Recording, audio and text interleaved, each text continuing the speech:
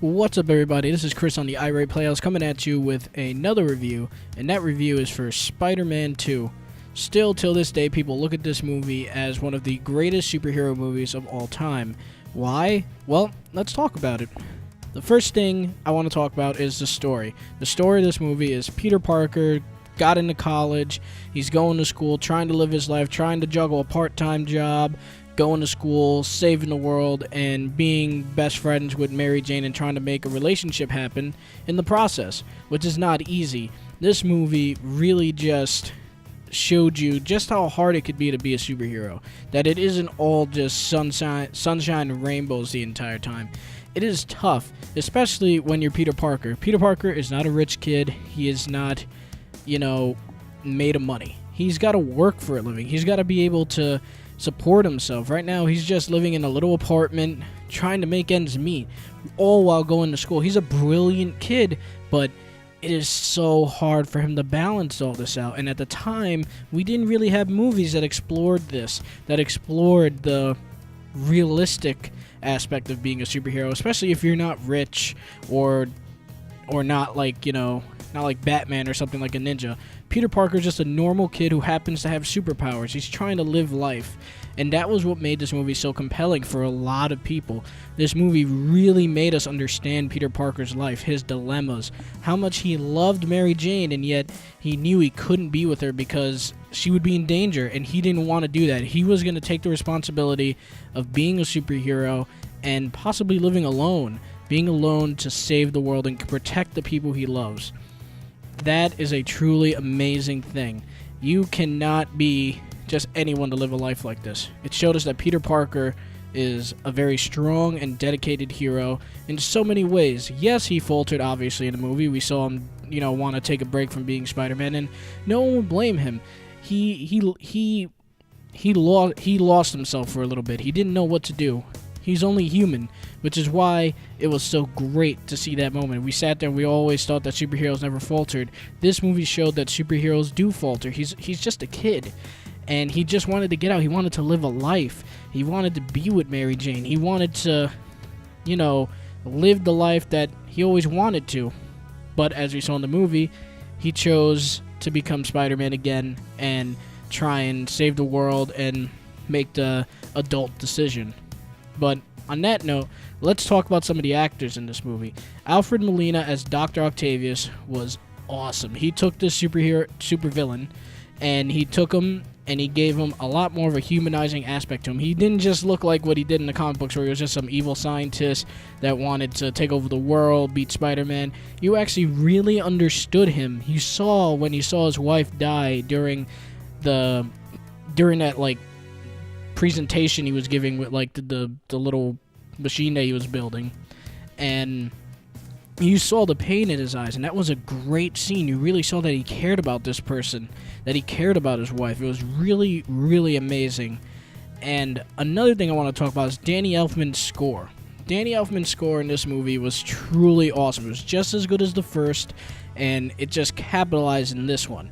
It got every single bit of music that was in this movie, got you into the scene 150%. It was absolutely awesome. And another thing I gotta really commend this movie for is it had comedy. It had a lot of good comedy, just like in the first one, but they managed to do it a lot more naturally in this movie. It felt more natural, and it really felt great. The only real complaint I have with the comedy aspect of this movie was that part where he's walking down in the middle of the city and raindrops are falling on my head, starts playing. That kind of felt out of place. I was like, we didn't really need that scene, but it wasn't terrible, so I can't really say anything about that. Another great thing I gotta point out is that since Sam Raimi did direct these movies, that hospital scene was really cool. It was really cool to see a little bit of a horror aspect to this movie, because that's what Sam Raimi was good at before.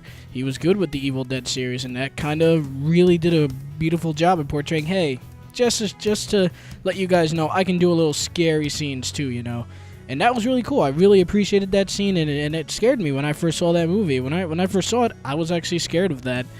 And the cinematography in this movie was also out of this world, because they did not use an overabundance of CGI. They could have easily done it with the sequel with a bigger budget and stuff like that, but instead they chose to combine a brilliant amount of practical effects with CGI, and it looked amazing. This movie came out in 2004, and I rewatched this movie like twice before I did this review, and it still holds up till this day, and it was absolutely awesome. If I were to think of any negatives with this movie, I would say that the pacing in this movie wasn't as good as the first one, but it wasn't terrible. Just that there were some slow moments when he stopped being Spider-Man for a bit, but that's understandable. But if I had to make a gripe, it would definitely be that. I wish that it flowed a little bit easier in that respect. And another thing we gotta commend this movie for is the performance by Rosemary Harris was great. Once again, she did a great job at playing Aunt May, because when he told her about that night with Uncle Ben, that was really powerful. You could see the sadness in her eyes. It was a great scene. And then we got to talk about the conflict between Harry and Peter. That was absolutely amazing. It was handled perfectly because it wasn't the main point of the movie. They didn't throw this in your face and give you a million plot points. No, they kept it close and contained. That one scene where Dr. Octavius captures Spider-Man, gives him to Harry Osborn, and says, "Here you go, I got him." He unmasks him, and then he tells him, "Hey, there's more important things happening than you and me." And it just puts it to the side like, hey, that's going to happen later. And yeah, we're just going to move on to the important plot of this film. And it was done really, really well. Especially the scene where they're in the bar right before we find, not a bar, the party scene, right before Mary Jane gets proposed to by the guy she was dating in this film. Yeah, it was J. Jonah Jameson's son. That's who. Yep, sorry about that. And that scene where he like smacks Peter in the face, Peter Parker could have easily smacked the crap out of him when he was done with that and taking care of that problem right away. But Peter, being Peter Parker, decided not to hit back because that wouldn't be the right thing to do. That's his best friend. Even though he smacked him in the face, he wanted to show that I still care about this guy. This is my best friend. I know what he's going through and I know that he's struggling, but I'm not going to hit back, and I'm going to try my best to be there for him. So overall, at the end of the day, Spider-Man 2 is renowned for being the greatest superhero movie of all time. Still till this day, people are comparing the superhero movies that are coming out now to this movie, and I don't blame them, because this movie set a standard that every superhero movie should try to follow. So, Spider-Man 2 gets an A+ from me.